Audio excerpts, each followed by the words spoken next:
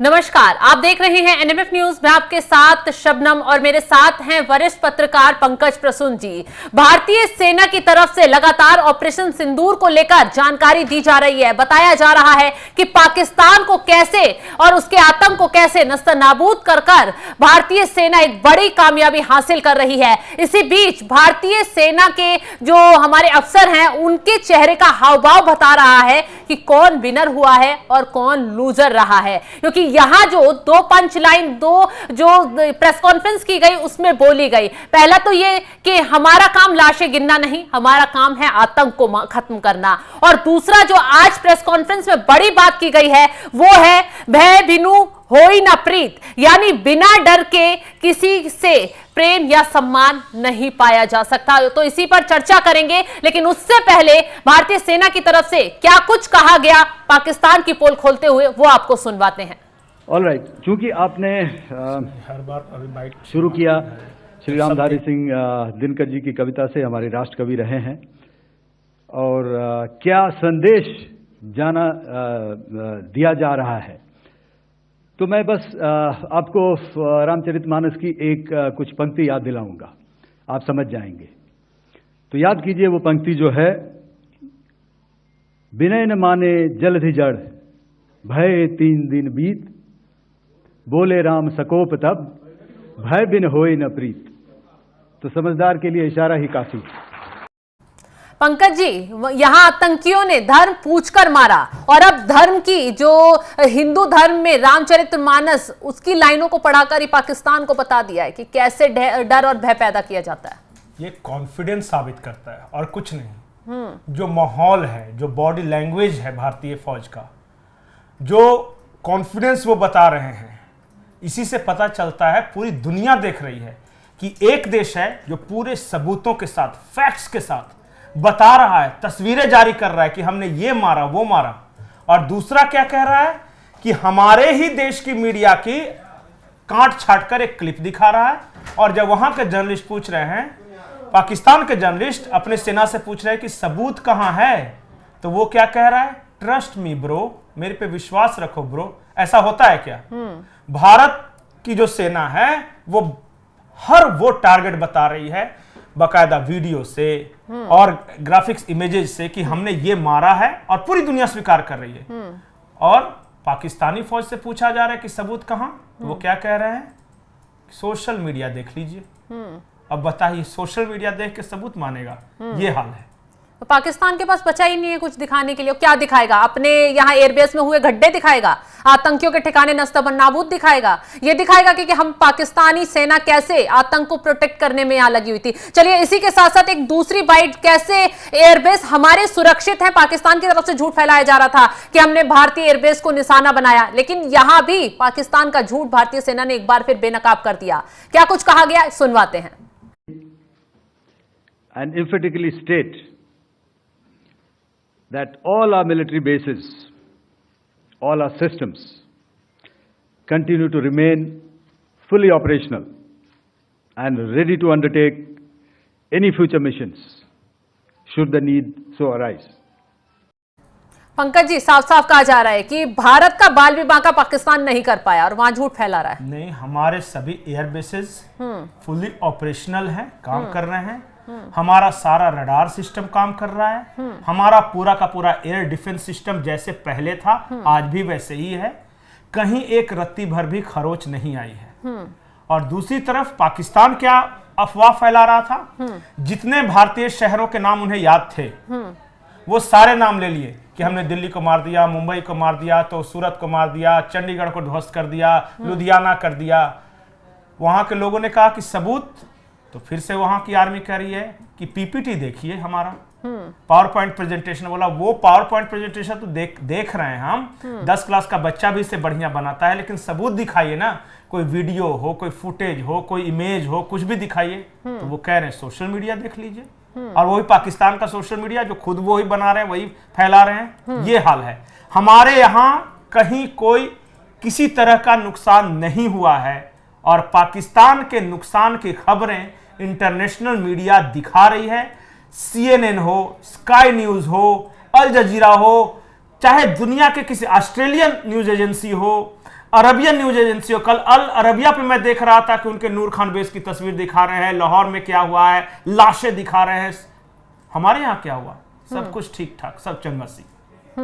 बिल्कुल, हमारे यहाँ सब कुछ ठीक है। पाकिस्तान का एयरबेस तबाह हुए हैं, पाकिस्तान का जो फाइटर जेट है उसे हवा में ध्वस्त कर दिया गया है, उसकी मिसाइलों को ध्वस्त कर दिया गया है, और शायद इसी का दर्द है कि पाकिस्तान उल्टा चोर कोतवाल को डांटने का काम कर रहा है। लेकिन इसी के साथ साथ भारतीय सेना की तरफ से जब पाकिस्तान में हुई तबाही, लाशों के बारे में पूछा गया कि कितने वहां मरे, तो इस पर एक दिलचस्प जवाब यहां दिया गया। भारतीय सेना की तरफ से कहा गया कि हमारा काम है वहां पर मारना, लाशें गिनना नहीं। क्या कुछ कहा गया, ये उनकी जुबानी सुनवा देते हैं।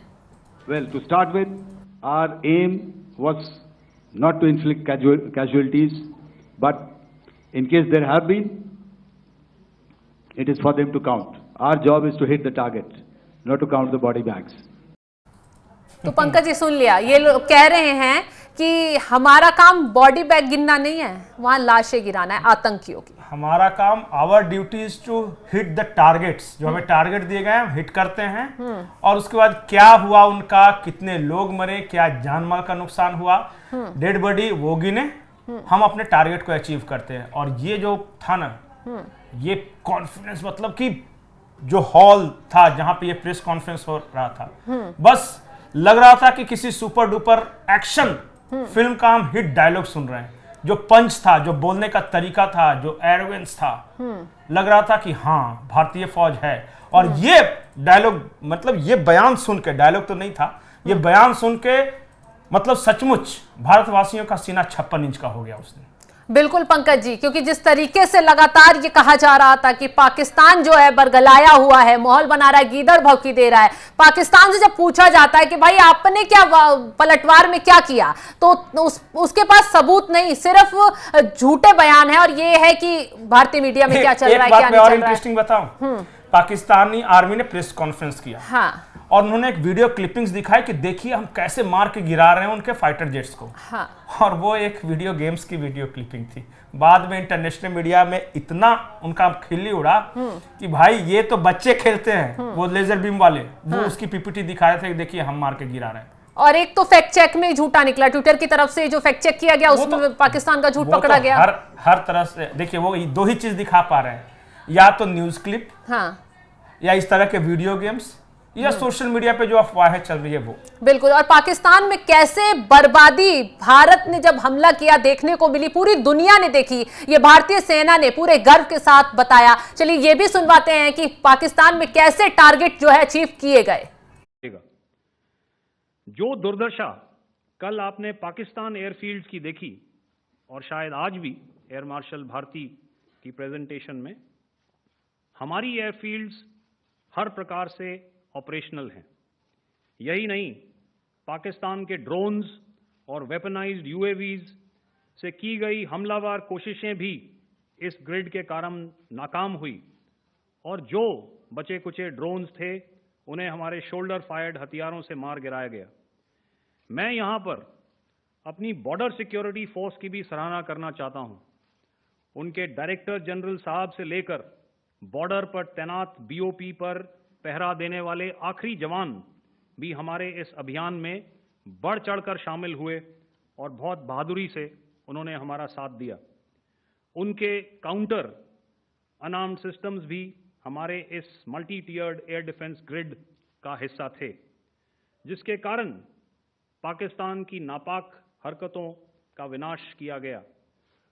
तो तीनों सेनाओं ने मिलकर कैसे इस मिशन को कंप्लीट किया, कैसे पाकिस्तान को और उसके आतंक को मिट्टी में मिलाने का काम किया, ये बकायदा भारतीय सेना की तरफ से बारीकी से एक एक तस्वीर दिखाकर, सबूत दिखाकर बताया गया, और दिखाया गया उन टारगेटों को जहां पाकिस्तान को कुचलने का काम किया गया। वहीं इसी के साथ ये भी बताते हैं कि जब भारतीय सेना ने आतंक को निशाना बनाया तो पाकिस्तान की तरफ से कहा गया कि हमारे सिविलियंस को टारगेट किया जा रहा है, वहां हमारी मस्जिदों को शहीद किया जा रहा है। मतलब एक अलग ही कार्ड खेलने की कोशिश यहां पाकिस्तान ने की, लेकिन भारतीय सेना ने साफ कर दिया कि हमने आतंक को तबाह करने का काम किया है, ना कि पाकिस्तान को, बल्कि पाकिस्तानी फौज जो है वो खुद आतंक के सपोर्ट में हमारे साथ आकर उतरी है। देखिए, सबसे बड़ी बात कि भारत ने पहले दिन आतंकी ठिकानों को टारगेट किया और हमारा टारगेट अचीव हो गया। हम जो करना चाहते थे कर लिए। वो तो पाकिस्तान को चुल थी अपनी बर्बादी की कहानी लिखने की कि फिर वो आ गए हम पे पलटवार करने। ये लड़ाई पाकिस्तान के खिलाफ तो थी नहीं, ना पाकिस्तानी आर्मी के खिलाफ, न हमने उनके मिलिट्री इंस्टॉलेशंस को कुछ नुकसान पहुंचाया था, न उनके रडार सिस्टम को, न एयर बेसेस, कुछ नहीं किया था। उनको चुपचाप बैठना चाहिए था। लेकिन कहते हैं ना कि जब गिदड़ की मौत आती है तो शहर की तरफ भागता है। पाकिस्तानी आर्मी ने गलती कर दी कि वो हमारे यहां ड्रोन्स भेजने लगे। नतीजा 9 मिनट के अंदर उनके 11 एयर बेसेस तबाह, उनका रडार सिस्टम तबाह। एक चाइना से मंगाया था एयर डिफेंस सिस्टम HQ-9, वो तबाह। और तो और रावलपिंडी में सेना मुख्यालय पर अटैक, लाहौर को मार ड्रोन को बर्बाद कर दिया, धुआं कर दिया।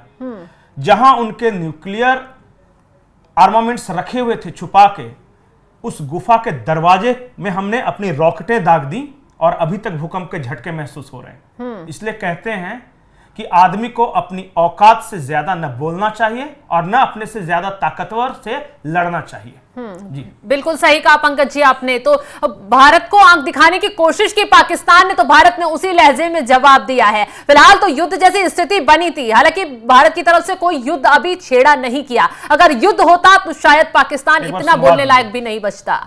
जी बिल्कुल, आखिरी बाइट हम सुनाते हैं क्या कुछ कहा आर्मी की तरफ से, क्या कुछ कहा गया। तो हमारी लड़ाई आतंकवाद और आतंकवादियों के खिलाफ थी। इसलिए 7 मई को हमने केवल आतंकवादी ठिकानों पर ही हमला किया था। पर अफसोस इस बात का है कि पाकिस्तानी सेना ने आतंकवादियों का साथ देना उचित समझा और इस लड़ाई को अपनी लड़ाई बना ली। इस परिस्थिति में हमारी जवाबी कार्यवाही अत्यंत आवश्यक थी और इसमें उनका जो भी नुकसान हुआ वे खुद इसके लिए जिम्मेदार हैं। हमारी तरफ से हमारी एयर डिफेंस सिस्टम्स खिलाफ नहीं थी, ये कहना है भारतीय सेना का। साफ साफ बताया कि हमने आतंक के खिलाफ जंग छेड़ी थी, ना कि पाकिस्तान के खिलाफ। पाकिस्तान खुद आया आतंक को बचाने के लिए और इसीलिए वो भी चपेट में आया। एक और इंटरेस्टिंग बात बताता हूं। पाकिस्तान ने 3 देशों से डिफेंस इक्विपमेंट्स खरीदे थे। हाँ, तुर्की से, चाइना से और अमेरिका से। इतनी बेइज्जती करवाई उन तीनों की कि पहले मैं एक एक करके बताता हूं। अमेरिका वो पूरी दुनिया में दम भरता था कि उसका F-16 जो फाइटर प्लेन है वो इससे ज्यादा एडवांस है ही नहीं। 4.5 जनरेशन का है, पता नहीं 5th जनरेशन का है। लेकिन पिछली बार भी हमारे 1970 के एक वायुयान था MiG-26, उससे मार के उनके अत्याधुनिक हवाई जहाज को गिरा दिया। और इस बार चाइना को यह अहम था, अहंकार, कि उसका जो फाइटर जेट है J-10 और J-17, बस दुनिया में उसकी टक्कर का कोई है ही नहीं। अब राफेल या भारतीय मिसाइल सिस्टम या S-400 ने उसकी जो दुर्गति की, और दुर्गति किसी ने करवाई नहीं, पाकिस्तान ने करवाई है। आज तक अमेरिका और चाइना अपना माथा पीट रहे हैं कि हमने किस भंगार देश को अपना इतना अत्याधुनिक हथियार बेच दिया। जो देश की सेना एक पावर पॉइंट प्रेजेंटेशन तक नहीं बना सकती, जो देश की सेना कह रही है कि हमारे यहां सबूत है तो जाके सोशल मीडिया देखो, जो देश के रक्षा मंत्री संसद में खड़े होकर कह रहे हैं कि हमने इसलिए नहीं रोका कि हम जहां से रोकते वहां से पता चल जाता कि हमने अपना ये एयर डिफेंस सिस्टम कहां छुपा कर रखा है, उस देश को इतना बड़ा बड़ा हथियार देकर वो आज भी पछता रहे हैं। बिल्कुल, तो पाकिस्तान की वजह से अब चीन और अमेरिका की भी किरकिरी यहां होती नजर आ रही है और चीन हो सकता है पाकिस्तान से हाथ पीछे खींच ले, पैर पीछे खींच ले कि भाई नहीं बस बहुत हो गया, क्योंकि ये दोनों सुपर पावर बनते हैं और उन्हीं के हथियार जो है भारत ने 1 मिनट में, एक झटके में मिट्टी में मिला दिए। तो कहीं ना कहीं पाकिस्तान को अब अगला झटका चीन और अमेरिका कब दे दे ये भी देखने वाली बात होगी। फिलहाल इस खबर पर आप क्या राय रखते हैं? भारतीय सेना के जिस तरीके से भारतीय सेना ने पाकिस्तान को सबूतों के साथ दूसरी बार और दूसरा झटका देने का काम किया, उस पर आप